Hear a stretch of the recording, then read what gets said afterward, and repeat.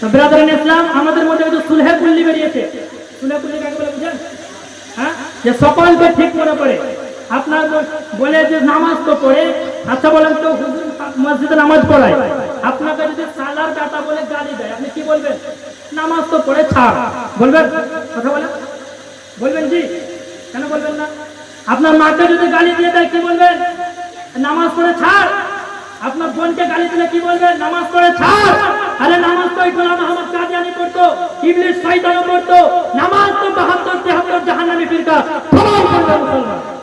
বরং আল্লাহর নবী বলেছেন যারা জাহান্নামী হবে তারা জান্নাতীদের চাইতে বেশি নামাজ পড়বে। এটা হাদিস। এই হাদিসটি বলে দিয়ে আপনাকে থাকতে পারলাম না। এই হাদিসটি বুখারী শরীফের 3610 নম্বর হাদিস। হাদাসানা আবুল ইয়ামানি আখবারানা শুআইব আন আয-যুহরি قال اخبرني ابو سلمة بن عبد الرحمن ان ابا سعيد الخدري قال بينما نحن عند رسول الله صلى الله عليه وسلم وهو يقسم قسما اتاه ذو القيصرة وهو رجل من بني تميم فقال يا رسول الله اعدل فقال ويلك وما يعدل اذا لم اعدل قد خبت وخسرت ان لم اكن اعدل فقال عمر يا رسول الله فقال فأضرب عنقه دعه فقال إن له أصحابا يحضر أحدكم صلاته مع صلاتهم وصيامه مع صيامهم يقرؤون القرآن لا يجاوز تراقهم يمرقون من الدين كما يمرق السهم من الرمية বলেন সুবহানাল্লাহ। এই হাদিসটি বলে মা বোনদের জন্য মাসলা বলে বক্তব্য শেষ। হে মুসলমান, এই হাদিসটি শুনেন, এই হাদিসটি শুনেন আর ঈমান কাকে বলে বুঝেন। আপনাদের ঈমান অনেক কমজোর। ঈমান কাকে বলে বুঝেন? হে মুসলমান, বদরের যুদ্ধের প্রান্তরে আপনার 313 জন সাহাবী হাজারো কাফিরকে আপনার কতল করার পরে যে মালটা বাঁচত ওই মালটাকে বলা হয় মালে গনিমত। কি বলা হয়? সেটা বলেন মালে গনিমত। সুতরাং ওই মালে গনিমত আপনার 313 জন সাহাবী আপনার লড়াই করে যে মালটা কাফেরদের হাত থেকে আসতো ওটাকে মালে গনিমত বলা হয়। তো আমার নবী মালে গনিমত বন্টন করছেন। যারা 32 সাহাবী তাদেরকে দিচ্ছেন 2 হিস্সা, যারা 32 সাহাবী নয় তাদেরকে দিচ্ছেন 1 হিস্সা। হে মুসলমান, 32 সাহাবী কাকে বলা হয়? যারা 313 জন সাহাবী লড়াই করে আল্লাহর ইসলামের পতাকাকে উত্তোলন করেছে তাদেরকে বলা হয় 32 সাহাবী বলেন সুবহানাল্লাহ। তো মুসলমান নবী গনিমতের মাল বন্টন করছেন। তো 32 সাহাবীকে দিচ্ছেন 2 হিস্সা আর 32 সাহাবী যারা নয় তিনাদেরকে দিচ্ছেন 1 হিস্সা। বলেন তো বাপজি, নবী ঠিক করছেন না ভুল? যারা বলেন নবী ঠিক করছেন না ভুল করছেন? হ্যাঁ, আহলে হাদিসের কাছে ডক্টর জাকির নায়েকের কোনো ভুল হতে পারে না, মুহাম্মদ রাসূলুল্লাহর ভুল হয়েছে। মিথ্যা বলি না, ভিডিও আছে আমার কাছে। বাংলাদেশের টুপিওয়ালা শয়তান বলছে মুহাম্মদ রাসূলুল্লাহ ভুল করেছেন, সাহাবায়ে কেরাম ভুল করেছেন, তাবেঈনগণ ভুল করেছেন। আমাদেরও ভুল হতে পারে। চিন্তা করেন, নবী ভুল করেছে কনফার্ম, সাহাবী ভুল করেছে কনফার্ম, তাবেঈনগণ ভুল করেছে কনফার্ম, আর ওর বেটার ভুল হতে পারে। আমি বললাম ভুল হতে পারে না মুজাফফর, তোমার জন্মের মধ্যে ভুল আছে। যে নবীর ভুল বের করবে ওর জন্মের মধ্যে ভুল আছে। আল্লাহ বলছে উতুল্লিন বাদা যালিকা জালিম।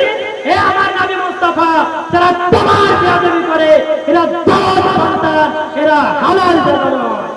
হে মুসলমান, তো নবী গনিমতের মাল বন্টন করছেন।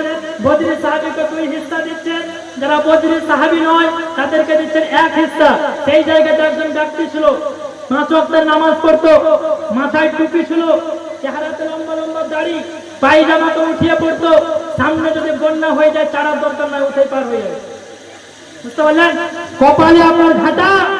মুহাদ্দিসিনে কেরাম বলছে এক রাতে ওই ব্যক্তি 300 রাকাত নামাজ পড়তো, তার পা গুলো ইবাদত করে করে ছোট হয়ে গেছিল। হে মুসলমান, ওই ব্যক্তি কি বলছে জানেন? আপনি আমি ইমাম সাহেবের পিছনে নামাজ পড়ছি, তিনি মুহাম্মদ রাসূলুল্লাহর পিছনে নামাজ পড়ছেন। নবীকে বলছে ইদিল ইয়া রাসূলুল্লাহ, আপনি ইনসাফ করুন।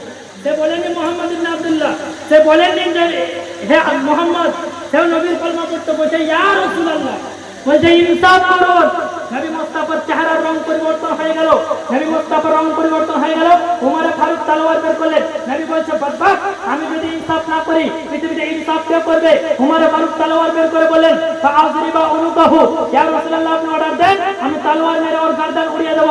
নবী মুস্তাফা বললেন দাহু, একে ছেড়ে দাও। কি করো? নবী বলছে একে ছেড়ে দাও। ফাইন্না লাহু আসহাবান ইয়াহদিরু আহাদুকুম সালাতাহু মা সালাতিহিম ওয়া সিয়ামাহু মা সিয়ামিহিম ইয়াকরাউনাল কুরআনা লা ইউজাবিজু তারাকিহিম ইয়ামরুকুনা মিনাদ দীনে কামা ইয়ামরুকুস সাহাবু মিনার রামিয়া। নবী মুস্তাফা বলছে ছেড়ে দাও, এর কিছু জামাত বের হবে। কি বের হবে? এর জন্য বলেন কি হবে? বুখারী হাদিস, নবী বলছে আর যদি জামাত করে হবে তারা নামাজ তো খুব পড়বে। সাহাবী উমর, তোমার নামাজকে তুমি তাদের নামাজের সামনে কম মনে করবে, তারা রোজা রাখবে নিজের রোজাকে তাদের রোজার সামনে কম মনে করবে, তারা কোরআন খুব পড়বে কিন্তু তাদের কোরআন কণ্ঠনালীর নিচে নামবে না। তো আল্লাহর নবী বলছেন তারা ইসলাম থেকে এমন ভাবে বেরিয়ে যাবে যেভাবে ধনুক থেকে তীর বেরিয়ে যায়। হে মুসলমান, চিন্তা করুন, নবীর পিছনে ফজর পড়নেওয়ালা, জোহর পড়নেওয়ালা, আসর পড়নেওয়ালা, মাগরিব পড়নেওয়ালা, ইশা পড়নেওয়ালা, নবীর সঙ্গে হজ করে তাওয়াফ করে হজ করনেওয়ালা, এক রাত্রে 300 রাকাত নামাজ পড়নেওয়ালা, সেই ব্যক্তিকে নবী মুস্তাফা বলছেন ইসলাম থেকে বেরিয়ে যাবে যেভাবে ধনুক থেকে তীর বেরিয়ে যায়। এর মানে কি? তাদের মধ্যে সব থাকবে, নবী মুস্তাফার আদব থাকবে। নবীর পিছনে নামাজ পড়তো, রোজা করতো, হজ করতো, যাকাত দিত, কালিমা পড়তো, তাসবিহ পড়তো, সাহাবাদের সঙ্গে থাকতো, নবীর মাজলিসে বসতো, ইয়া রাসূলুল্লাহ বলার পরে বেয়াদবি করেছে, আল্লাহ পাক তাকে কাফির করে দিয়েছে। তাই ইবাদত যত থাক, ঈমান না থাকে ইবাদতের কোনো দাম নাই। আপনি জীবনে যদি একবার ঈদের নামাজও পড়েন, পুরো জিন্দেগিতে যদি নবীর প্রতি মহব্বত আপনার থাকে তো ওই নামাজটি মহাশরের মধ্যে পাবেন। আর যদি ঈমান না থাকে সারা জিন্দেগি শয়তানের কোনো চেষ্টা করে জাহান্নাম ছাড়া আপনার কোনো রাস্তা নাই।